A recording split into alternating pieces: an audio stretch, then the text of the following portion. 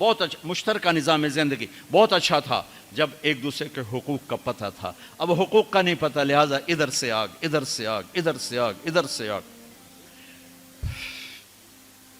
میں سر درد کا مریض ہوں، تھوڑی تھکاوٹ ہو شروع ہو جاتا، فاقہ شروع ہو جاتا، تو میں روزے رکھنے کے لیے مری چلا جاتا ہوں کہ بھئی چلو کوئی ٹھنڈک، روزے کا لمبا ہونا اور ٹھنڈک شاید اس کو کچھ وہ بیلنس کر دیتا ہے، تو میں کچھ 3-4 روزے پھر بھی چھوٹ جاتے ہیں لیکن اکثر پورے ہو جاتے ہیں. تو بھربن میں وہاں ایک جگہ میں ٹھہرتا ہوں، تو عصر کے بعد میں تھوڑا بیان کرتا ہوں معاشرت پر. تو پہلی دفعہ جب میں وہاں ٹھہرا تو 8ویں دن امام مسجد کی بیوی آئی ہمارے پاس، میری بیگم کے پاس، کہ جی بیگم صاحب میں نے آپ کا اور مولانا کا شکریہ ادا کرنا ہے کہ آج میری زندگی کا پہلا ہفتہ ہے میرے خامند نے مجھے مارا نہیں. پہلا ہفتہ امام مسجد، امام مصلی پہ کھڑے ہونے والے، کہا پہلا زندگی کا ہفتہ ہے میرے خامند نے مجھے مارا نہیں، ورنہ میری ہر دوسرے دن پٹائی ہوتی تھی. اور 10ویں دن امام صاحب خود آ گئے، کہا مولانا صاحب ہمیں پتہ ہی نہیں تھا زندگی کیسے گزار، ہمارے جو ماحول میں تھا ہم وہی کر رہے تھے.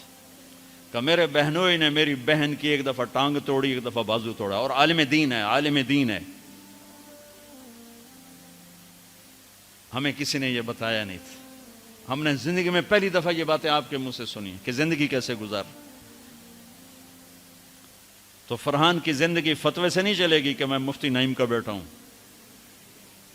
یہ تو حسن اخلاق سے چلے گی، میٹھے بول سے چلے گی. میرے نبی حضرت عائشہ کو لقمے بنا کے کھلاتے تھے، کوئی اظہار عشق تھا، اللہ کی قسم اظہار تعلیم تھا، تعلیم تھی. سکھایا کہ زندگی گزارنی کیسے. ان کو آٹا گوندھ کے دیتے تھے، چونکہ ابھی شروع میں ان کو آٹا گوندنا نہیں آتا تھا، تو آٹا گوندھ کے دیتے تھے. اور عرب بڑی بڑی بوٹیاں پکاتے تھے، تو حضرت عائشہ بوٹی اٹھا کے ایسے نوچتیں اور پھر رکھ دیتیں. تو اللہ کے نبی بوٹی اٹھا کر جہاں سے حضرت عائشہ نے نوچا ہوتا تھا وہاں سے نوچ نوچ کے دکھا کے کھاتے تھے. میرے رب کی قسم اظہار یہ ہمیں تعلیم دی ہے کہ زندگی کیسے گزاریں. پھر بڑے بڑے پیالے ہوتے تھے پانی پینے کے، چھوٹے گلاس نہیں. چھوٹا گلاس تو بخل کی نشانی، اب تو اور چھوٹے ہو گئے کہ کپ کو گلاس بنا دیا. میرے بچپن میں مجھے یاد ہے اتنا بڑا گلاس ہوتا تھا، اور ڈیرے میں جتنے مہمان ہوتے تھے، کچی سڑکیں ہوتی تھیں، مہمان کو ہمارے رشتہ دار یا دوست نہیں، راہگیر مسافر ہوتے تھے، ہر مہمان کو دودھ پلایا جاتا تھا رات کو. چونکہ جانور زیادہ ہوتے تھے تو ہمارا اکرام زیادہ سے زیادہ یہی ہوتا تھا، تو ہم سارے مہمانوں کو دودھ پلاتے تھے. تو ایک مہمان آیا ہمارے دادے کا زمانے کا، چاچا لال. اب گلاس چھوٹے ہو چکے ہیں، تو وہ جب نوکر نے دودھ پیش کرنے کے لیے نا آگے بڑھا تو اس نے گلاس دے کر کہنے لگا پتر میں نہیں پیندا. سمجھ رہے ہو پنجابی سمجھ رہے ہو نا؟ پتر میں نہیں پیندا.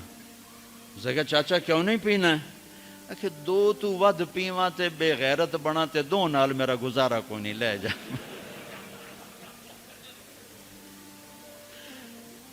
تو بخل کا زمانہ آ گیا، چھوٹی چھوٹی گلاسیں آ گئی. تو بڑے بڑے گلاس ہوتے تھے، تو ہم عائشہ رضی اللہ عنہا پانی پی رہے ہیں، رکھ دیا. میرے نبی اٹھا کر جہاں حضرت عائشہ کے ہونٹ لگے ہوتے تھے وہاں ہونٹ رکھ کے پانی پیتے تھے. صرف تعلیم. جس ہستی نے اللہ کو آنکھوں سے دیکھ لیا ہو اس کو کسی چیز کی رغبت ہو سکتی ہے؟ جنت بھول جائے گی جب اللہ اپنا دیدار کرائیں گے اور پھر پردہ پوشی فرمائیں گے تو کہیں گے یا اللہ جنت نہیں چاہیے، تو چاہیے، بس تجھے دیکھتے رہیں، بیٹھے رہیں تصور جانا کیے ہوئے از لذت دیدارش خسرو چتواں گفتن سر دادن و جان دادن نادیدہ رخ یارے. امیر خسرو کہہ رہے ہیں کہ یا اللہ بن دیکھے تیرے لیے لوگ سولیوں پہ چڑھ گئے، آروں سے چر گئے، چھروں سے کٹ گئے. بن دیکھے تیرے عشق میں جب تجھے دیکھیں گے تو کیا حال ہوگا. از لذت دیدارش خسرو چتواں گفتن سر دادن و جان دادن نادیدہ رخ یار. تو جس ہستی نے اللہ کو دیکھا ہو ان کے لیے عورتوں کی کیا رغبت ہے. یہ صرف سکھانا. ایک حدیث سنا دے، ما تزوجت وما زوجت الا بوحی من السماء نزل به جبریل. لوگوں میں نے جہاں شادی کی، میں نے جہاں بیٹی دی، پہلے آسمان سے وحی آئی، پھر میں نے قدم اٹھایا. اللہ کی قسم ہمیں سکھانے کے لیے تھا، ہمیں سکھانے کے لیے۔ ہاں سفر سے واپسی ہو رہی ہے، ٹھیک ہے، آپ نے صحابہ سے کہا چلو بھائی تیز ہو جاؤ، وہ سارے تیز ہو گئے، یہاں تک کہ نظروں سے غائب ہو گئے، ٹھیک۔ تو اب کون رہ گئے؟ اما عائشہ اور میرے نبی۔ تو اما عائشہ نہیں، میرے نبی نے کہا عائشہ دوڑ لگائیں، دوڑ لگائیں، لگائیں۔ اللہ اکبر، مفتی نعیم کا اتنا بڑا پیٹ، یہ دوڑ لگائے گا بیگم کے ساتھ؟ اور مولا منظور مینگل کا اس سے بھی بڑا ہو گیا، یہ لگائیں گے؟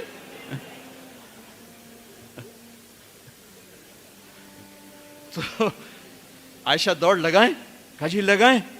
تو حضرت عائشہ فرماتی میں آگے نکل گئی لیکن نبی پیچھے رہے۔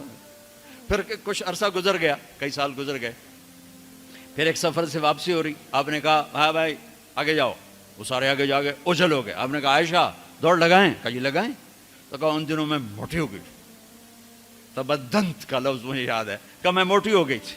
تو جب دوڑ لگائی تو اللہ کے نبی آگے نکل گئے، تو آپ نے کہا عائشہ ہذہ بتلک، اب تو میں برابر ہو گئی۔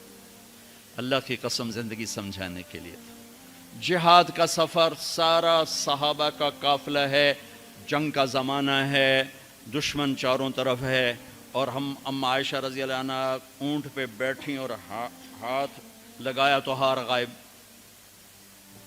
فرمایا میرا تو ہار کوئی نہیں، میں تو نہیں جاؤں گی، میرا ہار ڈھونڈو۔ تو میرے نبی نے نہیں فرمایا چل بیٹھ، اتنے لوگوں کو تو پریشان کرتی ہے، تجھے پتہ نہیں میں نے سبق پڑھانا تو میرے پیچھے پڑ گئی۔ طلبہ میرا انتظار کر رہے ہیں۔ آپ نے کہا بھائی عائشہ کا ہار ڈھونڈو، سب ڈھونڈنے میں لگ گئے۔ شام ہو گئی، سورج چھپ گیا اور ہار نہیں ملا، اور اس کے بعد تلاش بند ہو گئی، اندھیرے میں کہاں ملے گا؟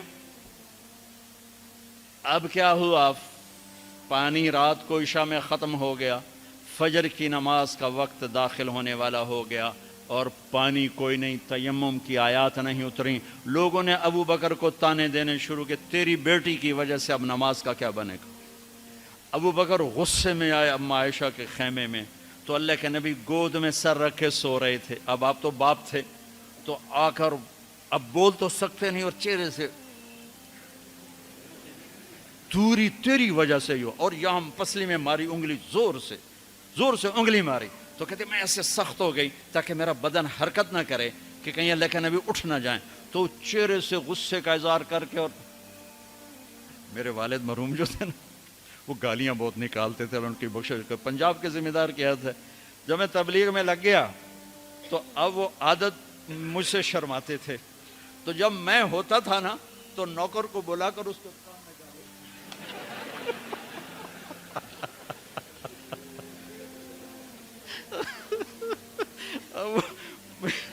جوانی کی عادت بڑھاپے میں تو جا نہیں سکتی تھی، تو پھر وہ آہستہ آہستہ گالیاں اپنا کوٹا پورا کر لیتے تھے۔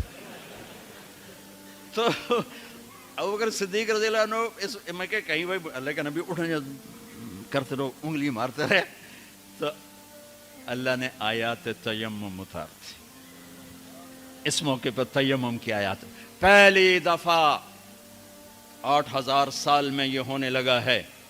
بھلا مٹی سے آدمی صاف ہوتا ہے اور گندا ہو جاتا ہے؟ اللہ نے کہا نہیں، فتیمم، چلو تیمم کرو۔ اب سارے صحابہ میں خوشی کی لہر، اور سعد بن عبادہ کہنے لگے اے آل ابو بکر، یہ پہلی تو نعمت نہیں ہے جو تمہارے گھرانے کے طفیل ہمیں ملی ہے، اس سے پہلے بھی بڑی نعمتیں تمہارے گھر کی طفیل ہمیں ملی ہیں۔ اللہ نے تیمم کی آیت اتار دی۔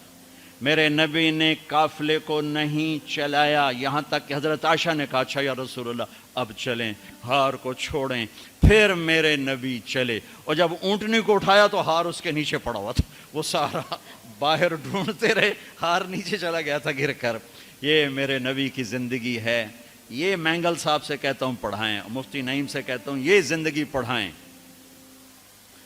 کہ ان کی بیویاں ان کو دعائیں دیں، ان کے ماں باپ ان کو دعا دیں، ان کی اولاد ان کو دعا دے۔